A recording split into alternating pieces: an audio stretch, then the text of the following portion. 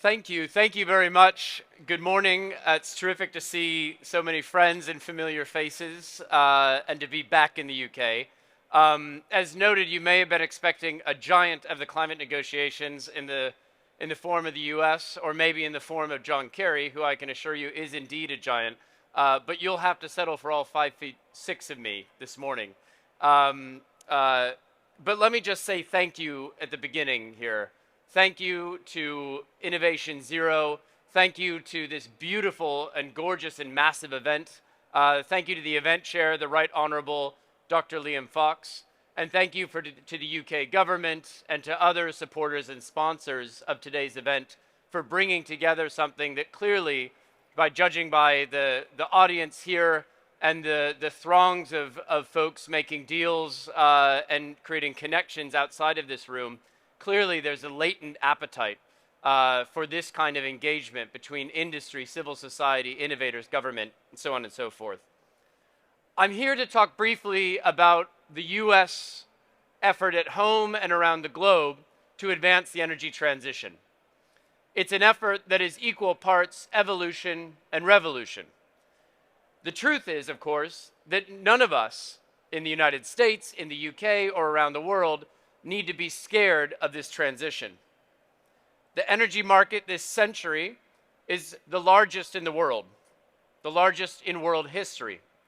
We already count 4 to 5 billion regular electricity users today, for example, and that's quickly heading to 8 to 9 billion in the coming decades. This is the largest financial opportunity since the Industrial Revolution, something you've heard before and which is increasingly self-evident at events like this. And of course, these are energy systems that are increasingly decentralizing, digitizing, and decarbonizing.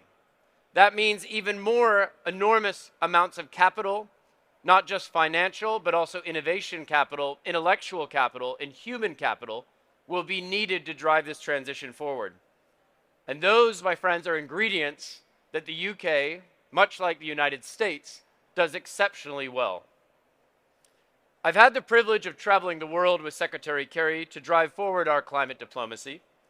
And something I can tell you is that in economies all around the world, from Palo Alto to Sao Paulo, from Riyadh to Ho Chi Minh City to Senegal, there is an incredible appetite for driving forward an energy transition that can deliver modern, clean, and resilient energy. But what many of these economies need in order to enable that is financing, business models, technical assistance, and a logical market framework to make it happen.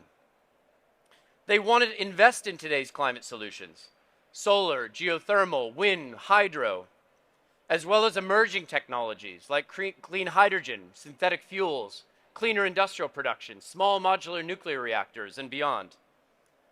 But we need finance, technology, and again, business models to get there.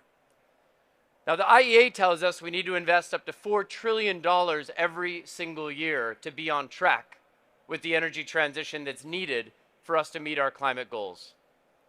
That's why the United States has set out, under the Biden administration, a holistic set of efforts, both innovative and inclusive, to drive forward both demand and supply for clean technologies, as well as, again, the market architectures in which that supply and demand can meet in magical ways and unleash the capital that's needed to drive this transition forward.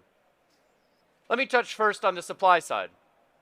On the supply side, you'll be well aware, we're making incredible investments through the Bipartisan Infrastructure Law and the Inflation Reduction Act, the most consequential climate legislation in US history. Together, these two pieces of legislation will invest roughly $500 billion over this decade in clean energy and climate. And that's not even counting the magnifying and amplified efforts unleashed by the Loan Guarantee Authority of places like the DOE's Loan Program Office, which now has $400 billion in capabilities to drive forward favorable debt instruments to some of our most innovative clean energy technologies, startups, and projects in the United States from innovators around the world. Now, I want to emphasize that this is not just important for the United States. These landmark laws are critical to advance the global fight against climate change for three reasons. First, they represent the most significant down payment of the United States in advancing President Biden's global climate commitments. President Biden has pledged to reduce emissions 50 to 52% this decade in our new nationally determined contribution. Thanks to IRA, coupled with strong executive and subnational action, we will meet our goals. But we recognize the United States will only account for less than 5% of future emissions between now and 2100. The UK, similarly, will make up a very small share of the emissions and the energy demand that the world will see in the years ahead of us, not behind us. That means that we must work together to advance a global net zero transition outside of our borders and not just within them. Now, that's the second reason that our energy transition investments matter. They scale up clean energy in emerging economies and make them cheaper for all countries to deploy, turbocharging the global energy transition. Through these policies, the United States is providing incentives for a number of emerging technologies in the same way that countries like Germany and others in the UK and around Europe and the world help to drive down the cost of the first generation of clean energy technologies like solar through their incentives early on. We will look to drive down the cost of clean hydrogen, for example, so that clean hydrogen is cost competitive by 2030 and earlier, so that we have clean synthetic fuels to replace jet fuel, or clean ammonia for fertilizer or for shipping. We'll also provide significant incentives for carbon capture and for direct air capture from the atmosphere, as well as other carbon dioxide removal technologies that make a difference regardless of where they're located around the world. Third, and perhaps most relevant to the stakeholders in the discussions here at Innovation Zero, these investments are helping to set up, not to avoid, resilient and trusted supply chains for this new economy. IRA and our bipartisan infrastructure law investments create good-paying jobs across the United States and indeed across the transatlantic space to boost our shared competitiveness. They will help diversify global supply chains, ensuring the free and fair flow of clean energy technologies as we create new markets. These clean technologies that we're speaking about today, again, from SMRs to advanced grid technologies to clean hydrogen and beyond, are the underpinning foundation of 21st century clean tech competitiveness. They cannot simply be drilled or mined as the energy technologies and the energy foundation of the 20th century was. These are technologies that belong to complex global value chains that likely cross many borders and involve the comparative advantages of many trading partners. The UK, for example, has much to gain by leaning into what the US is doing. Taking advantage of superlative British capabilities in innovation, R&D, human capital, your deep and interconnected global capital markets with our own, your digital expertise, including leading expertise in the budding field of artificial intelligence and machine learning, as well as your existing industrial edge in sectors such as offshore wind. This isn't about competing with the UK. It's about tapping into those compelling advantages that exist so that we drive transatlantic convergence and not divergence as this 21st century clean energy economy takes shape. It's for this reason that fora such as these are, again, so important, and why we must build on today's conversations with ongoing dialogues amongst government, financiers, innovators, industry, civil society, and beyond. This builds, of course, on a long legacy of UK leadership in creating the sorts of public-private partnerships and initiatives that can drive forward this change. I'll note, or echo, as my own boss, Secretary Kerry, has often noted, that King Charles himself has spent many years through his Sustainable Markets Initiative bringing together business and government leaders to grow these efforts. Today's gathering here at Innovation Zero is the start of a new exciting day, but also part of a long legacy of public-private partnership. Now, I will end by teasing out some of the sessions to come later today, which will focus on some exciting initiatives such as the First Movers Coalition, which President Biden launched at COP26 here in the UK in Glasgow in 2021.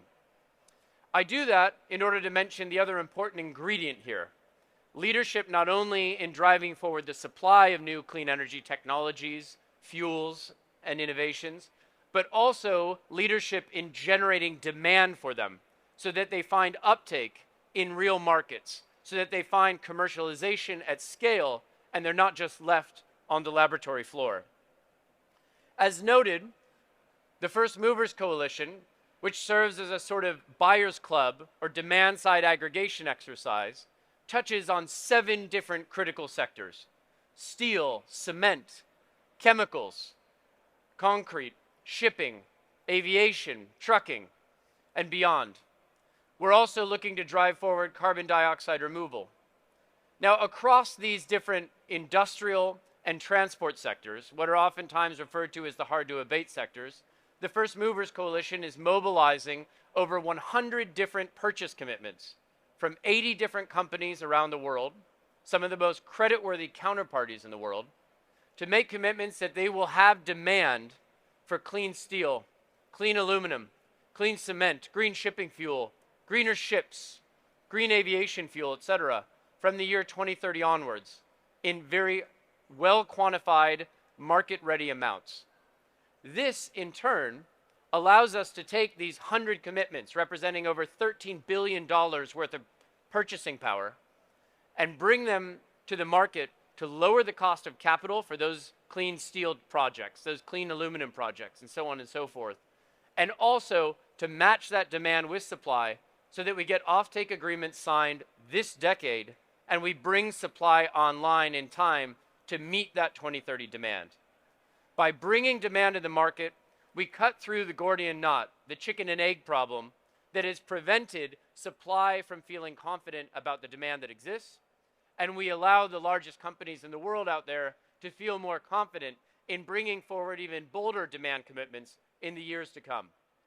This is the virtuous cycle, the marriage, again, of demand for these technologies in a firm and visible way, with the supply of these technologies driven by the kinds of investments and market frameworks that the US, the UK, and our many other partners around the world are bringing to bear this year and beyond, in a architecture that can create real change and get real investments going with shovels in the ground, again, before the middle of this decade, so that we deliver projects before the end of this decade. I want to end with just a final note, a note on time. End of this decade, 2030 goals, all of these things that you hear oftentimes in climate frameworks can sound abstract, can sound far off, can sound like somehow perhaps all of this will come together with someone doing it. But let me remind you 2 things. 2030 is not far away. It's 80 months away as of this month. 80 months away. The clock is ticking. And the people who will bring this together, the people who will marry the demand for clean steel, clean aluminum, clean hydrogen, and beyond with the supply of that technology, of those industrial goods, of those industrial and clean fuels, the people who will marry that supply with that demand, who will get those projects financed, who will find the land to build them, who will do the permitting, who will get final investment decisions going and shovels in the ground, those people are also in this very room. From the United States, from the UK, from the Middle East, from South America, from Southeast Asia, and beyond. So let's get to work with the 80 months plus, 80 months minus that we have ahead of us, and know that the United States, the UK, and many of our partners around the world will be working together in harmony to drive convergence as we get this work done. Thank you very much, and have an excellent rest of the Innovation Zero Summit.